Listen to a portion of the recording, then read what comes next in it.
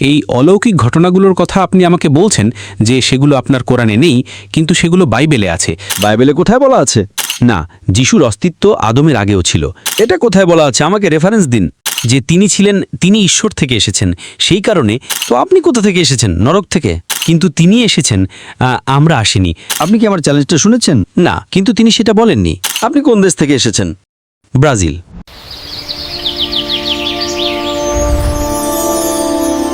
Like দিন, comment করুন। আমি মুসলিম টিভি। যখন আপনার ছেলে এখানে কথা বলছিল, আমার মনে একটা প্রশ্ন এলো। সে মুসা এবং মোহাম্মদের মধ্যকার মিলের কথা বলছিল, যে তাদের মধ্যে আরও অনেক বেশি মিল রয়েছে, যেমন স্বাভাবিকভাবে জন্মগ্রহণ করা, স্বাভাবিক কারণে মারা যাওয়া এবং পরিবার গড়ে তোলা। আর এই দুই এবং মুসা এবং মোহাম্মদের মধ্যে মুসা এবং যিশুর চেয়ে আরও অনেক বেশি মিল রয়েছে, কারণ যিশু স্বাভাবিকভাবে জন্মগ্রহণ করেননি। তিনি কোনো স্বাভাবিক কারণে মারা যাননি, ঠিক আছে? তো এই মিলগুলো কি অথবা প্রমাণ করে না যে যিশু আসলে ঈশ্বরের পুত্র ছিলেন, অথবা একজন নবীর চেয়েও বেশি কিছু ছিলেন?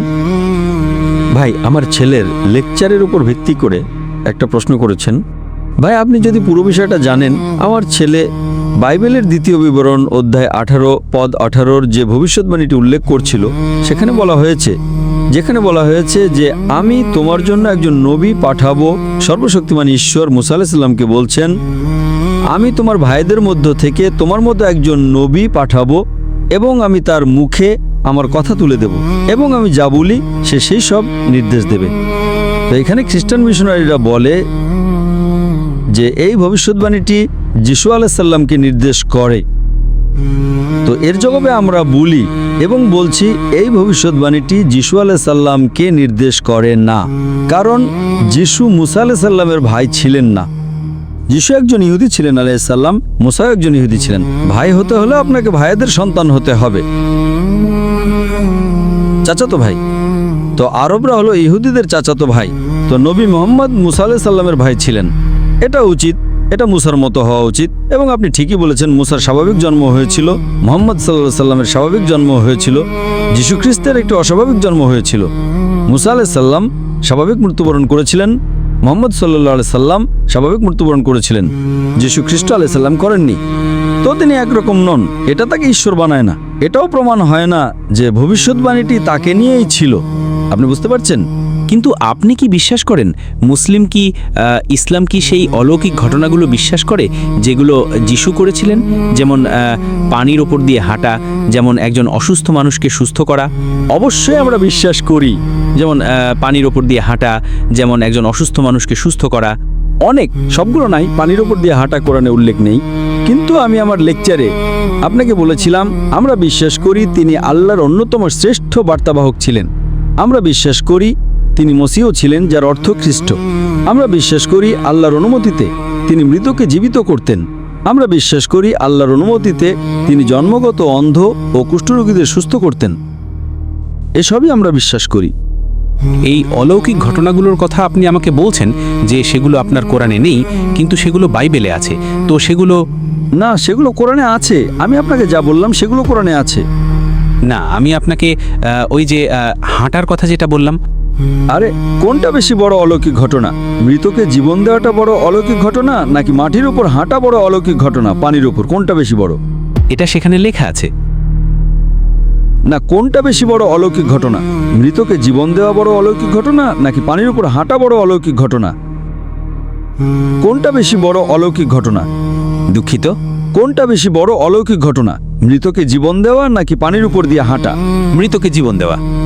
যখন আমি বড় অলৌকিক ঘটনাটা বিশ্বাস করি, আপনি কেন ছোট অলৌকিক ঘটনার পেছনে ছুটছেন আমি যুক্তিটা বুঝতে পারছি না। আমি বিশ্বাস করি, কিন্তু আমি সবসময় বলেছি এই সব অলৌকিক ঘটনা ঈশ্বরের অনুমতিতে করা হয়েছিল।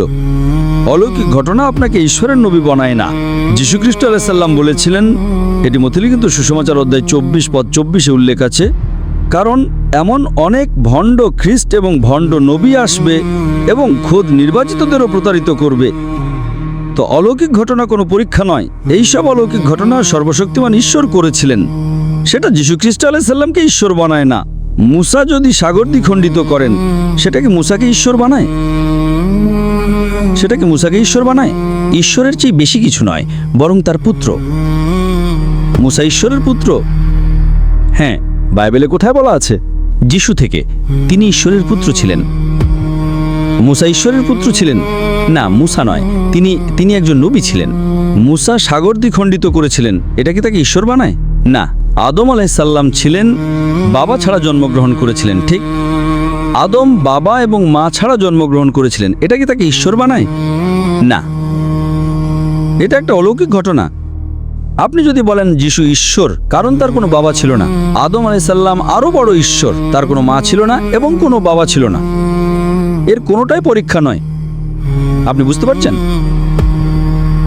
এইগুলো হলো ঈশ্বরের নবীদের দ্বারা করা অলৌকিক ঘটনা, যা ঈশ্বর করেছেন এটা প্রমাণ করার জন্য যে তারা বার্তাবাহক। ঠিক না বল? তাহলে আপনাকে বলতে হবে আদম আরও বড় ঈশ্বর। ঠিক না বল? আপনি কি বিশ্বাস করেন আদম আরও বড় ঈশ্বর? দুঃখিত, আপনি কি বিশ্বাস করেন আদম ঈশ্বর? আদম ঈশ্বর? না, এমনকি আমিও বিশ্বাস করি না। শুধুমাত্র সে একটা অলৌকিক ঘটনা ঘটিয়েছে, তাই সেটা তাকে ঈশ্বর বানায় না। কেন? এই কারণেই তারা সবাই ঈশ্বরের বার্তাবাহক ছিলেন, কিন্তু ঈশ্বর নন। ঠিক আছে, ধন্যবাদ। ভালো। তো এখন কি আপনি বিশ্বাস করেন যিশু ঈশ্বরের একজন বার্তাবাহক? দুটোই, ঈশ্বরের বার্তাবাহক এবং ঈশ্বরের পুত্র। না, ঈশ্বরের পুত্র। আমি আবারও আপনাকে বলেছি, ঈশ্বরের পুত্র।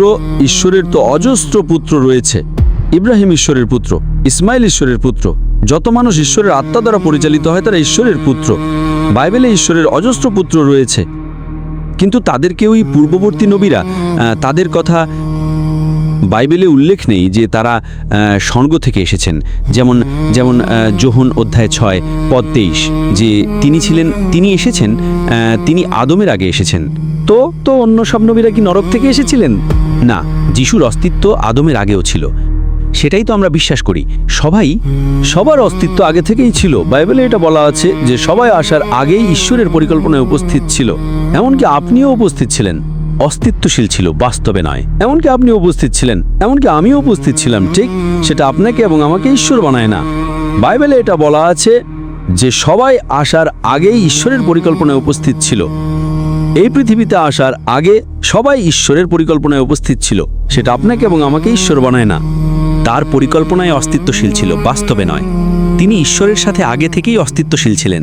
এটা কোথায় বলা আছে? আমাকে রেফারেন্স দিন। যোহন অধ্যায় 6 পদ 23, এবং সেখানে কি বলা আছে? সেখানে কি বলা আছে? যোহন অধ্যায় 6 পদ 23-এ কি বলা আছে? আমাকে বলুন। যে তিনি ঈশ্বর থেকে এসেছেন, সেই কারণে তিনি তার কাছে আছে। তিনি ঈশ্বর থেকে এসেছেন, সবাই ঈশ্বর থেকে এসেছে, এমনকি আমিও ঈশ্বর থেকে এসেছি। কিন্তু তিনি এসেছেন, আমরা আসিনি। আমার মানে হলো স্বর্গ থেকে। বুঝতে পেরেছেন? তো আপনি কোথা থেকে এসেছেন? নরক থেকে? না না না, আপনি নরক থেকে এসেছেন? না না না, কিন্তু আমরা আসি। আমরা মানুষ। আমরা সবাই সর্বশক্তিমান ঈশ্বরের সৃষ্টি। পুরো বাইবেলে এমন একটাও স্পষ্টভাবে বলা কথা নেই যেখানে যীশুখ্রিস্ট আলাইহিসসালাম নিজে বলেছেন যে আমি ঈশ্বর, 3টি শব্দ, অথবা যেখানে তিনি বলেছেন আমার উপাসনা করো, 2টি শব্দ।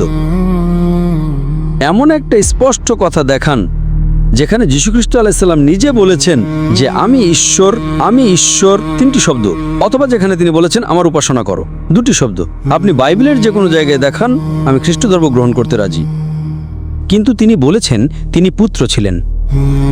তিনি তার নিজের কথায় বলেছেন যে তিনি পুত্র ছিলেন। তিনি বলেছেন, আমার মনে হয় আপনি ইংরেজি বুঝতে পারছেন না।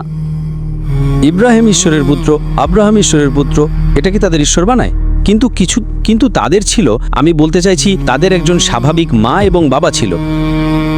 আদম আলাইহিসসালামের অস্তিত্ব ছিল, বাস্তবে নয়, কিন্তু যিশু তার আগে থেকেই অস্তিত্বশীল ছিলেন।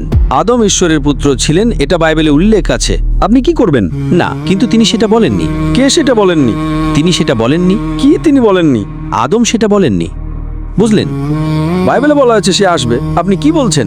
সেখানে একটাও একেবারে স্পষ্ট বক্তব্য নেই। আপনি ইংরেজি বোঝেন ভাই? হ্যাঁ। আপনি কোন দেশ থেকে এসেছেন? হ্যাঁ। আপনি কোন দেশ থেকে এসেছেন? ব্রাজিল। হ্যাঁ। বাইবেলের কোথাও এমন একটা স্পষ্ট বক্তব্য নেই এমন একটা পরিষ্কার কথা নেই যেখানে যীশুখ্রিস্ট আলাইসাল্লাম নিজে বলেছেন যে আমি ঈশ্বর 3টি শব্দ, অথবা যেখানে তিনি বলেছেন আমার উপাসনা করো 2টি শব্দ। আপনি বাইবেলের যে কোনো জায়গায় দেখান আমি খ্রিস্ট ধর্ম গ্রহণ করতে রাজি। ঠিক আছে, আপনি ঘুরিয়ে পেঁচিয়ে কথা বলছেন। আপনি কি আমার চ্যালেঞ্জটা শুনেছেন? আমি বুঝতে পারছি। আমার চ্যালেঞ্জ হলো আনঅ্যাম্বিগুয়াস স্টেটমেন্ট, বুঝতে পারছেন? হ্যাঁ, স্পষ্ট। আই অ্যাম গড কয়টা শব্দ? 3টি শব্দ। ওয়ার্শিপ মি 2টি শব্দ। ঠিক আছে, আমি খ্রিস্ট ধর্ম গ্রহণ করব। ঠিক আছে। বাইবেলের কোথাও নেই। আপনি এসব যা বলছেন তাহলে ঘুরিয়ে পেঁচিয়ে কথা বলা, যা অনেক মানুষের ক্ষেত্রে বলা হয়েছে। আপনি বুঝতে পেরেছেন? তো আমি চাই আপনি গিয়ে বাইবেল অধ্যয়ন করুন, গবেষণা করুন এবং সত্যের কাছে আসুন। ধন্যবাদ। আপনাকে অনেক স্বাগত।